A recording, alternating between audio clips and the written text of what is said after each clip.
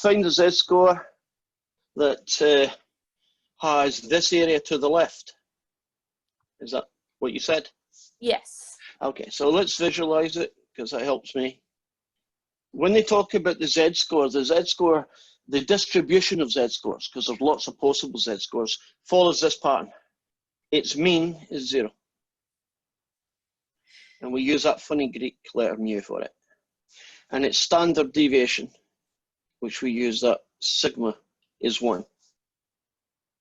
Now I want to find some guy z that says there, so that entire area is 0.7005. That's essentially what it is, right? Okay, so how do I do that? There's a place in the calculator that does exactly that thing for you. So let me show you where that is. So we go to your calculator. So you need a TI-84 really to do this. If you don't have one, go to Canvas and you'll find out how you can use the one I've got here on a, whatever it is, 60-day trial. Okay, so you go second distribution. And the guys that we're looking for, although it doesn't make, the name doesn't help you, it's called the inverse normal. Basically what this does is it's going to tell you the z-score that gives you that area. If you use number 2, it's going to give you the area that gives you that z-score. So it's kind of the reverse process. So anyway, number 3, inverse normal. And I'll put that in to remind ourselves. Now when I choose this option, it's going to ask me a number of questions. So let's see what they look like. The area to the left. I know it only says the area, but can you pretend it says area to the left? Because that's exactly what it does have. And that's going to be the 0.7005 that particular question had, right? Enter. The mean for a standard normal distribution is always 0. And the standard deviation, that's what sigma is, for the standard normal distribution is 1. You always leave that alone and you go to paste. So when I hit that, that's what it would look like if you were using an old TI-83 where you have to actually put in all the things with commas.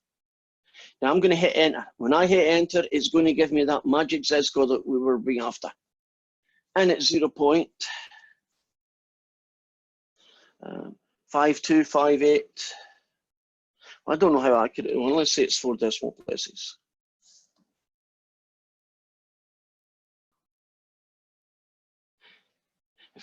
All I'm doing right now is writing down what that screen looks like, so that if you go back and look at this video, you can actually compare it to what you got.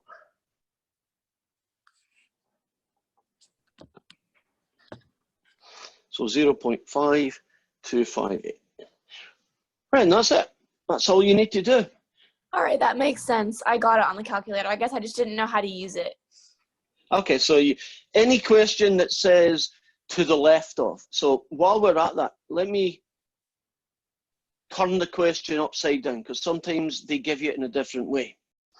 Suppose they ask you to find, this is a new question, find a z-score. So that, I'll pick a new decimal, 0.31 to the right. So if you imagine this guy, there's 0, there's the magic guy. They want this piece over this side to 0.31. Right, so you can see it's really the same question, but they want a number that has a z-score and everybody to the right of it. That happens essentially 31% of the time. I know these are decimals, but you can think of that as saying 70% of the graph or the curve is over here, and this one, 30% is to the right, roughly, 31. Right, now, there's only one change.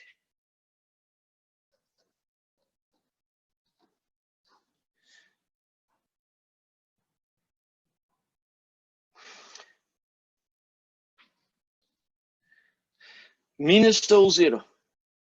Standard deviation is still 1. Just leave that thing alone. It's not worth changing. Because if you ever change it, you end up forgetting to change it the next question, and it causes more problems than it cures. So all I'm left with is the mystery number that goes here. You know it's not going to be 0.31. Won't that tell me the z-score that I need to get 0.31 to the left? I want 0.31 to the right. So how do you think that's going to work itself out? What number will I put in my calculator then? It's an open question to anybody.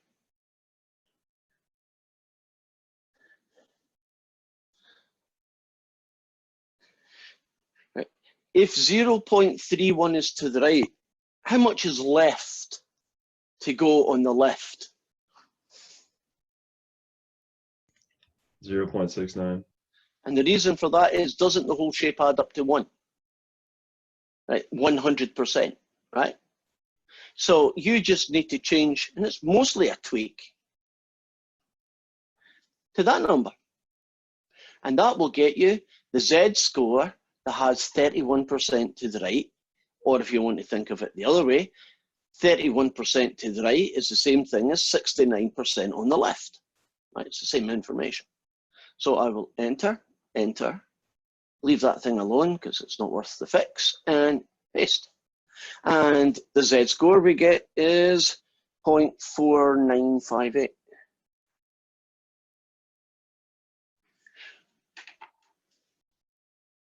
Okay, now you said you had 2 questions. What was the other one? Oh, the other one, it was like, here, let me find it. Let me pull it up.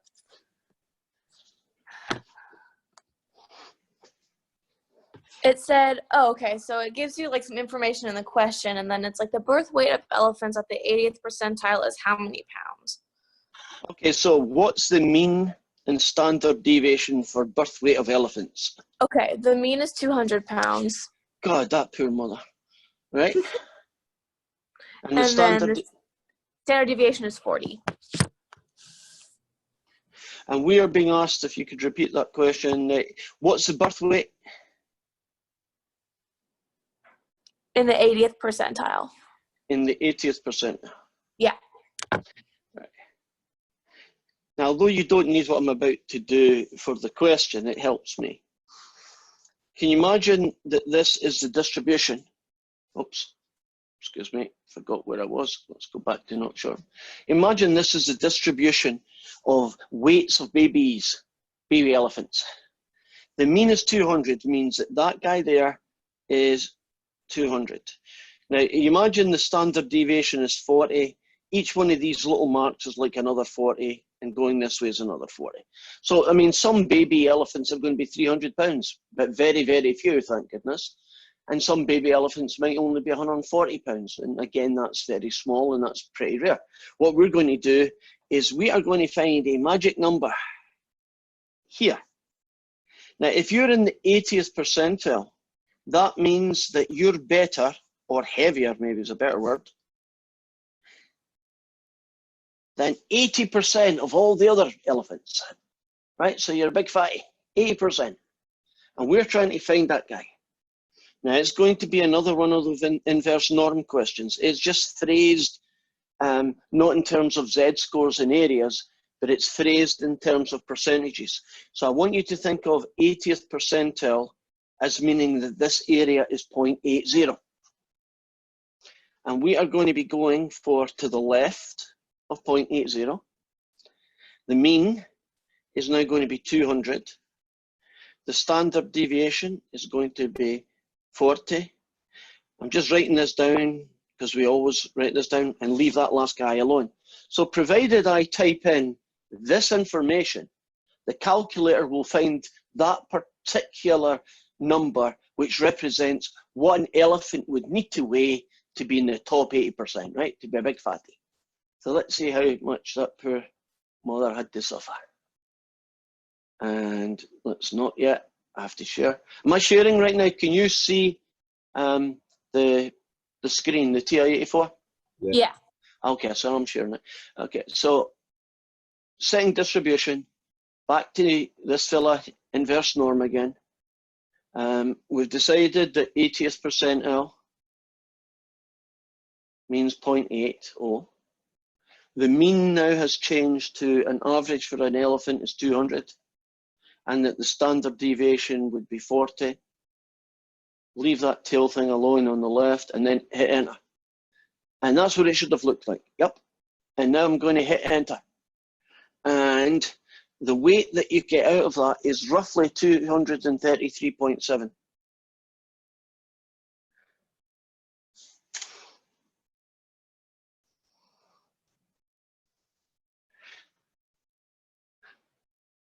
That makes sense? Yes, thank you. Right. Now, since we're on that question, let me do a different. I remember when we did the Z-score, we did to the left 0.7005, and then we looked at to the right 0.31. Let me get this out first. Right. Remember we did the straightforward one for a bit of a word, and the one where you had to do just a little tweak. Yeah, you want the 0.31, but you have to call that the 0.69 bit, right? Let's do it the same kind of question with baby elephants. And it would be phrased something like this. What would be the weight of a baby elephant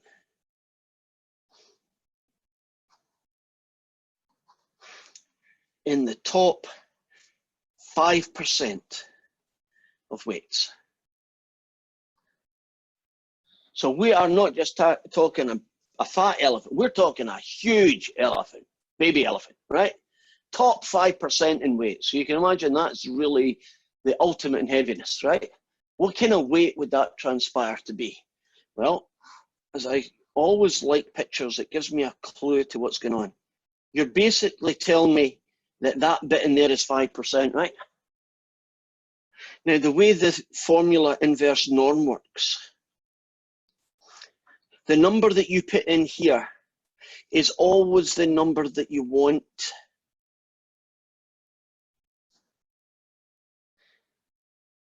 to the left.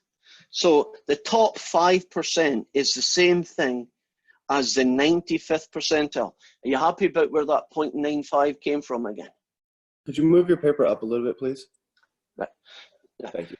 Can you see the top 5% is the same thing as saying the rest of you are 95%? And that's the thing that the calculator finds, right? So if you want to be in the top 5%, you essentially have to find the 95th percentile. And the other numbers are going to stay put. That's the mean weight of elephants. That's the standard deviation of the elephants, and that's just left alone. And I'll do that very quickly. I won't show you this on the screen because it takes too much effort to go in and out. You're just going to trust me that I'm hitting the right ones. And if you've got your own calculator, you probably have done it anyway. Okay, so it's going to be 0.95. Pretty much everything else is left alone. And I hope you agree with me that it's 265.8 roughly.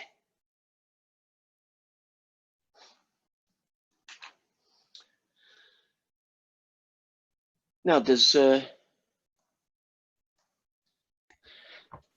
those kind of questions that we've done, do they make sense? Are you comfortable with what I did to calculate those particular guys?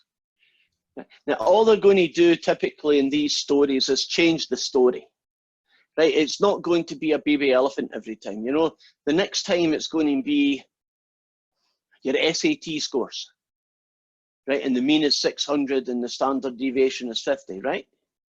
And they're going to say to you, okay, what kind of SAT score do you need to be in the top 5%, right? What score would you get if your percentile was the 82nd percentile, right? So they're going to still be phrased in the way the elephant story is phrased, right? Bigger than this, less than that kind of story. Okay, where are we off to next? Question, if it doesn't have the standard deviation and the mean, is it safe to say that that will be 0 and 1 all the time? It better be, or the question's impossible, yes. Okay. Unless it's a continuation of an earlier question. You know, I like to have an A and a B. And if B is still part of the story, you might have to go back to A because it's there that they tell you the mean and standard deviation. If they don't tell you, they will normally say Z-score, right? The question will be in terms of a Z-score, or they will say the standard normal distribution, which is just a code for a Z-score, right? The guys with the mean of 0 and the standard deviation of 1. Okay, where are we off to next? All right, so on 6.2, Okay, On- who's this talking? Matthew. Right, what you got? So 6.2 on question 3. One of the questions is find the area in a normal curve to the left of 0.31. And then it asks for us to round to 4 decimal places needed. And I just don't really know where to get the decimals at. Like, I somewhat learned some of it from the last questions we talked about, but I still need to know the rest. Okay, so let me get the whole question again. What was the mean and standard deviation in this story? They don't say it. So I'm assuming 0 and 1. Right, so it's, yeah, I'm assuming the same thing.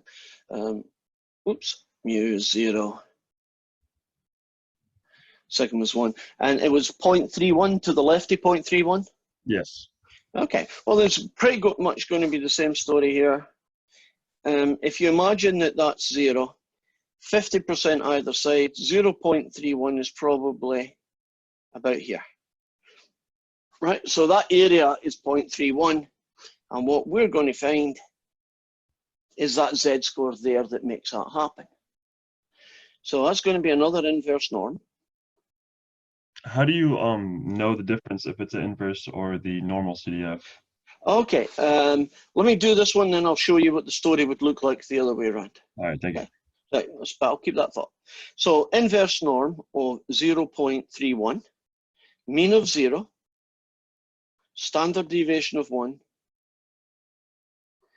Keep that guy to the left. Also, So- quick input, sorry to interrupt, but Go for it. mine doesn't say left, right, or Are you using a TI-83? Or no, 84, it's the emulator. yours doesn't say it? I'm Like when I using go the to- emulator. When Okay, I go well, to keep talking.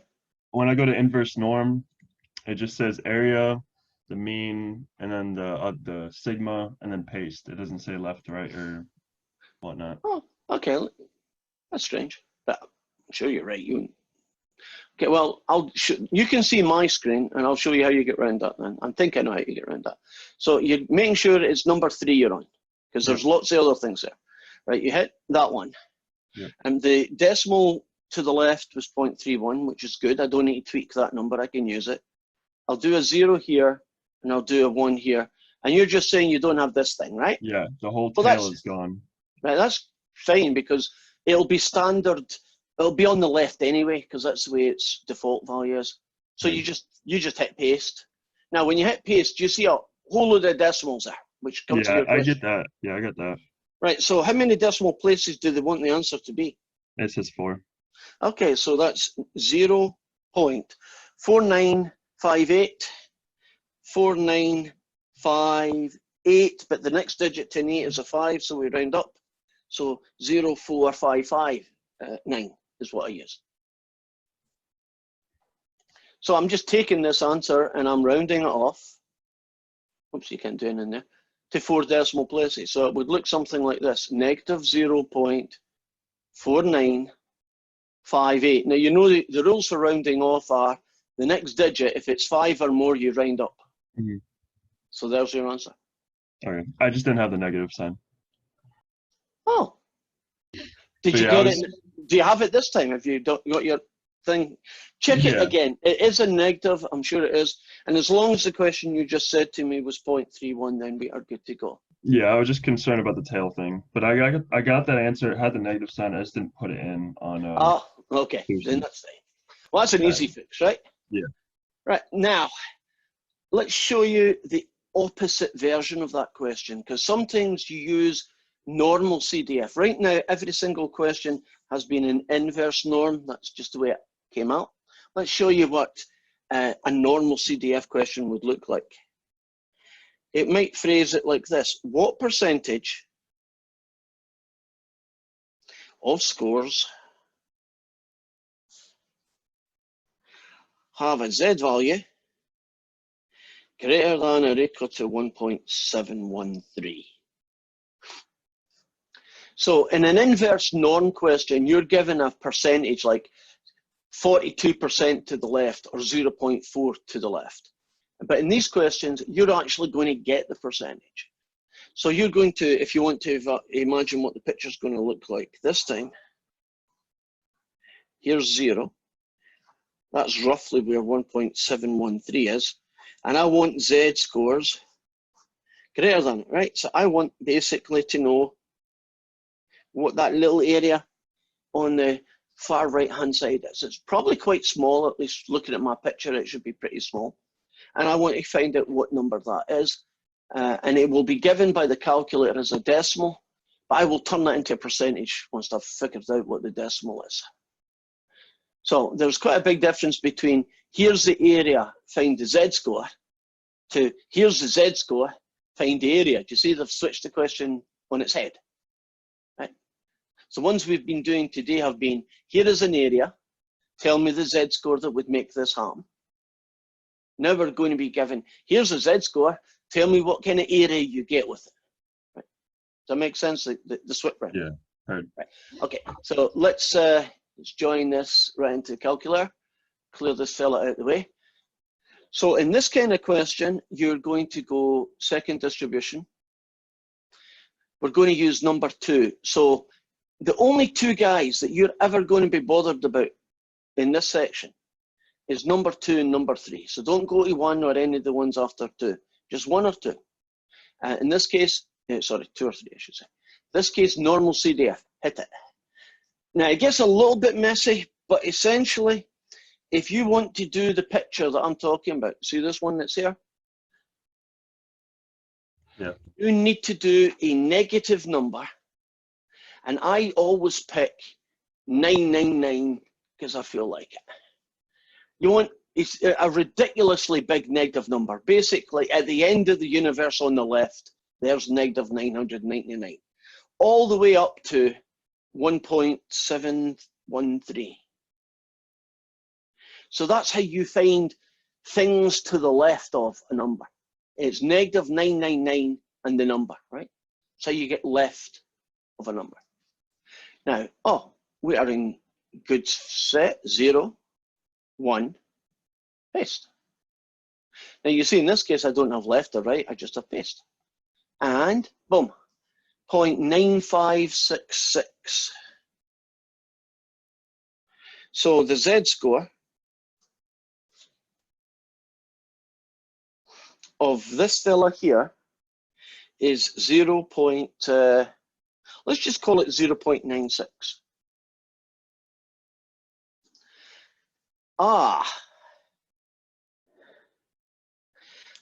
But I don't want to know what percentage is to the left. I want to know what percentage is to the right. So that's where the little tweak comes in.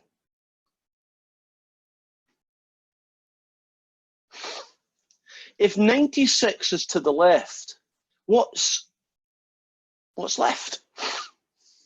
0.04. Right, which we will then call 4%. So the calculator will always tell you the Z score to the left of something when you use normal CDF, right? It's always what's to the left of your Z score. And maybe that's what you're after, in which case that's great. So if the question had been less than or equal to 1.713, we would have said 96%. Well, we wanted more than it, so we get 4%. You see that there's a kind of 2 answers there. We only want one of the 2 depending on the question, but the calculator is always going to tell me the percentage to the left of the Z score. And then we have to decide, is that the one we want, or is it the other side? You know, I don't want that one, I want the other number. And that's the little tweak you do, you know, as a human being. Quick thing I have to say. For the number 3, it told me that the answer was incorrect, and it said it was 0.6217.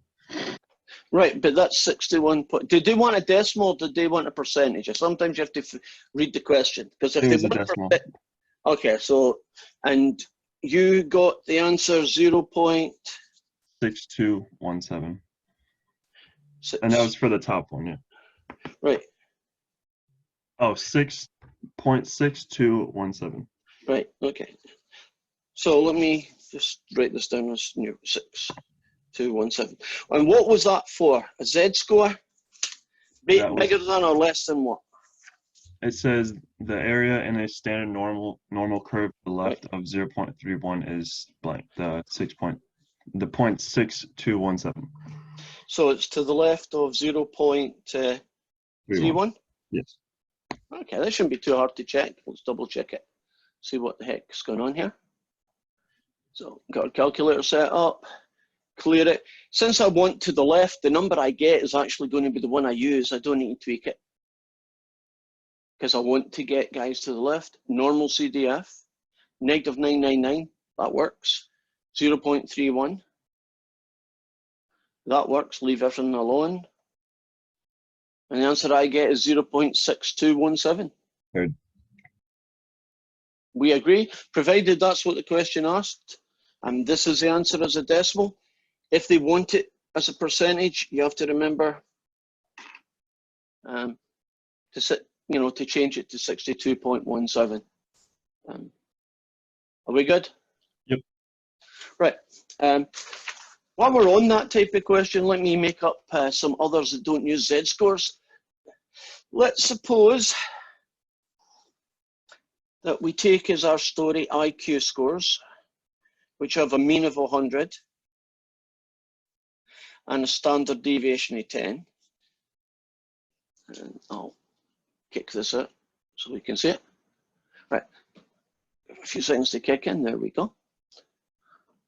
And I'm going to use this particular question to kind of do both questions at once so that we can see the mix and match, right? So question A is, what percentage of IQ scores are greater than 120? Now, don't quote me on this, but I believe that you might have heard of it. There's a society called Mensa. It's for people with big IQs, like the Genius Society. It's called Mensa. And I think to join the society, you have to take an IQ test. And like the entrance score is you better have an IQ of 120 or better. So let's figure out what percentage of the human race could join Mensa according to that. So visually, there's 100. Let's say that's where 120 is. And I'm trying to find that little piece there. Now, do you notice I'm finding the piece on the right-hand side? Won't the calculator find this side for me and I have to fix it, right? So this is a tweak question. This is going to be the normal CDF. I want to be bigger than this number. So you type in 120, 999. Now remember, negative 999 comma number is what you do if you want to the left of something. This one here is 120 comma 999 to the other side. So that's how you had to tweak it, right? Now the mean is 100. The standard deviation is 10. And this is our number. And this is big. So that's how you find percentage of scores more than something, like more than 120. So are you comfortable about the four numbers that make up the format for this question? 120, a really big number like 999, comma the mean, comma the standard deviation. So let's go in, clear this out.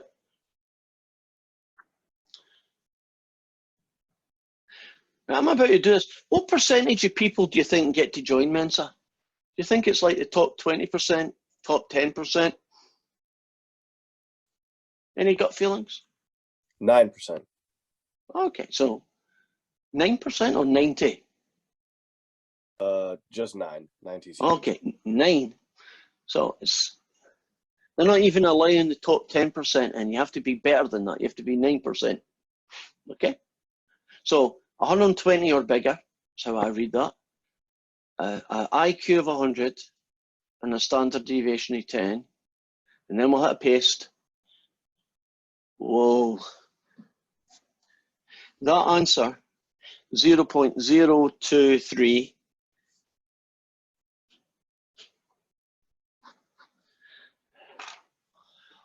only the top 2.3% of the population of the world join Mensa. Roughly, if you took 50 adults, only one of them would have an IQ high enough to join Mensa. Interesting, I guess. Are you comfortable with that version of the storyline, right? Now, let's go the other way. What score would you need to get in an IQ test to be at the 30th percentile?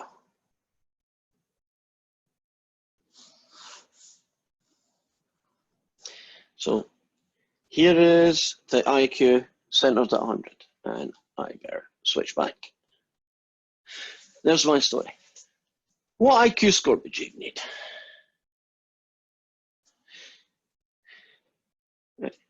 In an IQ test to be at the 30th percentile. Now, can you imagine that there's some unknown IQ score where this fella in here is 0.30. And your job is to find out the IQ score. So they're telling you the percent, and your job is to find the IQ. Do you see that's an inverse norm story now? Right? Different from the one we just did a minute ago. Here's my score. What's my percentage? This question is, here's my percentage. Tell me my score. So that's going to be an inverse norm, 0.30, that's 30%, mean of 100, standard deviation of 10. I'll leave that guy alone. And then I will do a quick share. And let's see what that question looks like. Second distribution, number 2. No, it's not. Number 3. There we go. Enter. The area that we want in this case is totally untouched. They need to do anything to it. The mean is going to be 100. Standard deviation is going to be 10. Leave the left thing alone and then paste it. And the answer we got would be an IQ score of 94.8 roughly.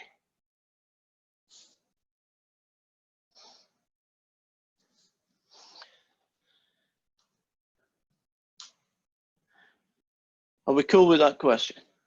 Do you understand? There are 2 flavors. There is the, here is the area, find the score. Here is the score, find the area, right? That kind of question. Okay, where are we off to next? Oops, I just realized I better show you the answer before we go. Where are we off to next?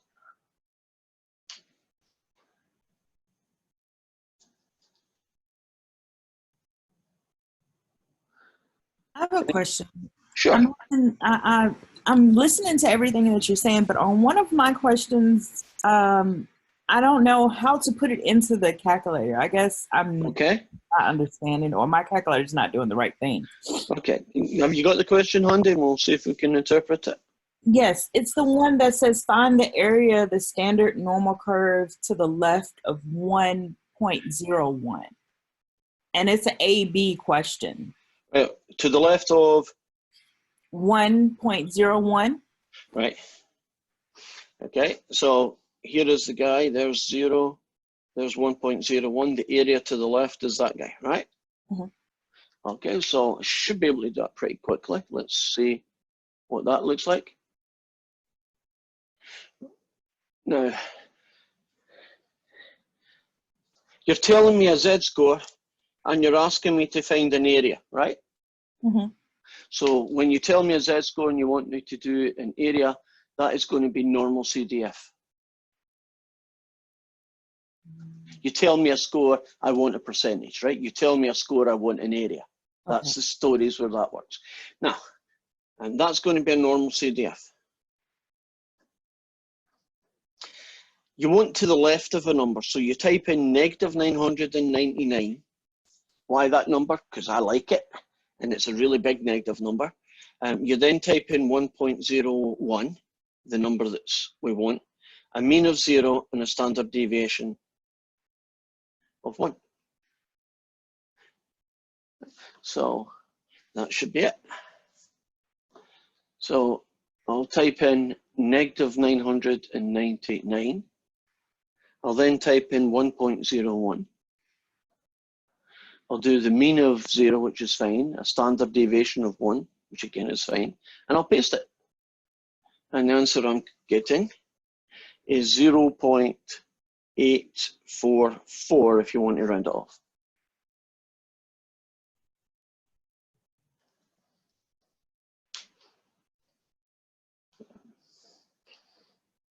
That's about all I can see in that question. Is it working? Is that the kind of answer you're now looking for? That's what they got too. But when I go on my calculator, it doesn't look like yours. It says when I go to number 2, Right. it What says, calculator are you using? Is it a TI-84? yes, the one on the computer. Okay, so this is the same one that you're looking at in my screen right now, this fella. Mm-hmm. And do you have a number 2 like I have? I have a number 2 like you have, yes. And it's called normal CDF. I'm just wondering if things get changed about for some reason I can't think of. But it does say that, right? So we're moving down to that. So we're hitting enter. Okay? As soon as I enter, it doesn't do with what you have on yours. What does it do? And It- this is, It doesn't have the lower and upper. what does it have? It has the same one as number 3. No, it shouldn't. Okay, so let's see what the heck's going on here. Double check that you're going setting distribution and you're going down to number 2 and not accidentally hitting 3 because it's so close to each other I can imagine doing it. Does it say normal CDF in black and white at the top as mine does? No, it says INV norm. That's not the one then. So you're pressing 2, but you're getting 3. That is weird. One more time. Someone got a question? I was just going to say that she can share her screen so you can see what she's seeing. Oh, good. Right. We haven't done this yet, neither have I. So I'm about to experience a little bit of new stuff as well. Yeah, Okay. so if you stop your screen sharing, she can share her screen so that you can see what she's seeing. Okay, so do you want to share your screen and we'll have a look at it? Yeah, I can do that. Okay. This is cool. I've never done this. I'm learning stuff. I guess I'm technologically. Now, do I need to accept something for that to happen? No, she just needs to share her screen. There's a button on the bottom. I'm trying to share it, but it says host disabled attendee screen sharing. Oh, okay. Oh, that must be a... Okay, I've got advanced sharing options. So I may... okay, I have now fixed that option. Right, you should be able to share it now.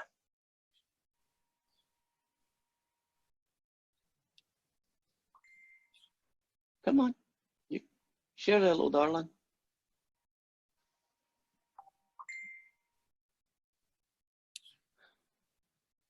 Okay, why is it not sharing? All participants can share. No, that's it. It should be set up. I'm going to share everything. Okay. Okay, one participant can share at a time, which will be you, and it's set up to be everybody. So anybody could do it. For some So- reason, it's asking me the basic, advanced, and files of how to share. Mm, Has anybody done sharing that could talk Yes. us through that? I have. Okay. So, all right. So you have your T84 up, right? Yes. Okay. So if you go to share screen, then you'll have a window and you'll see whatever windows that you have open will be there. Okay. So you select the T84 hmm and then on the bottom right, it says share.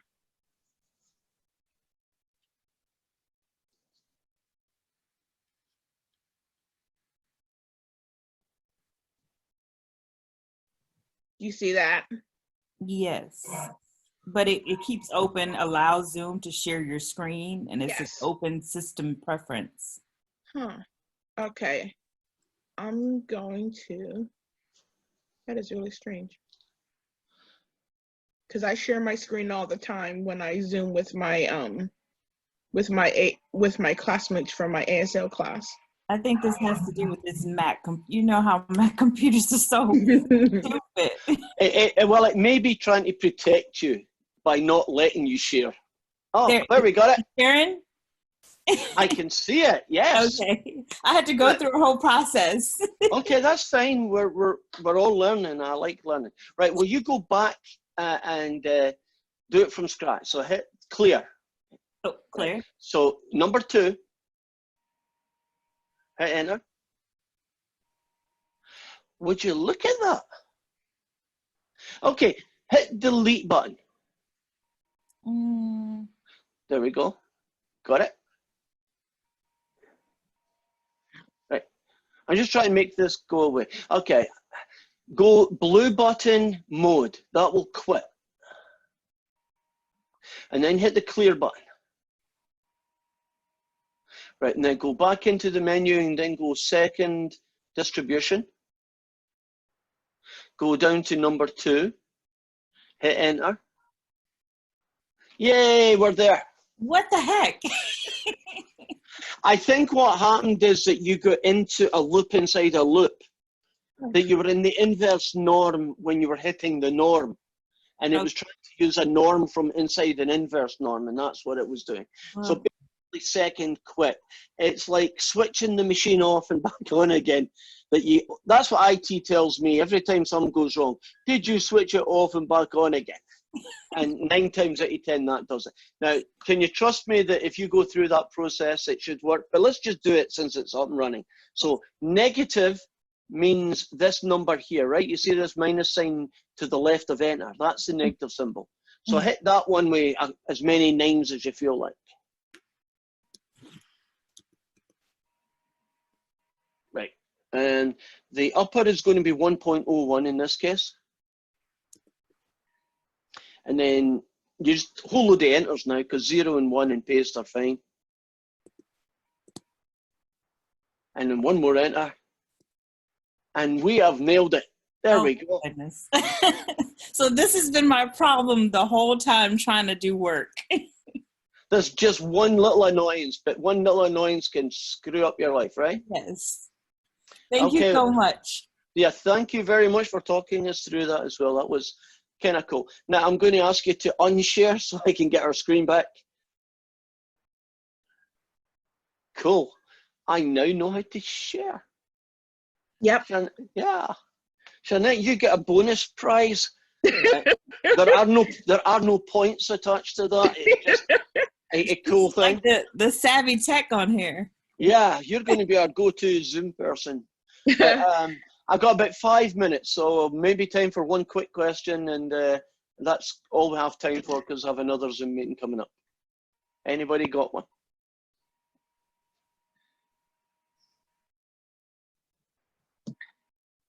If we don't, then I guess that's it. I'm going to be really, really busy. Fridays are always my busy day, so I've got 5 more Zoom meetings to do today. So I probably won't be looking at any emails until 4 o'clock when the last one finishes. It's not that I'm ignoring you, it's just I don't have time to see you. So any questions, you probably won't get answered until later this evening. Usual advice, if you get stuck on question 4, will you not just stop at question 4 and then say, I'm not doing it because I don't know how to do it? Will you try and skip over the ones you can't do? Because sometimes it's only 2 questions and then they change topic and you can do the other stuff. And that way you're not going to have a roadblock that stops you from moving. So that would be my advice to you as far as if you do get stuck. I do have a lot of videos on some of these topics that we never covered today. So make sure that you go in and look at Canvas. It's always a good place for resources. I've got PDFs, I've got PowerPoints, so you can use them if you get stuck as well. Okay, well that's us. Thank you for coming, everyone, and I'm going to say bye-bye for the time being. Thank you as always, Professor. Thank You're you. welcome. Bye-bye. Bye.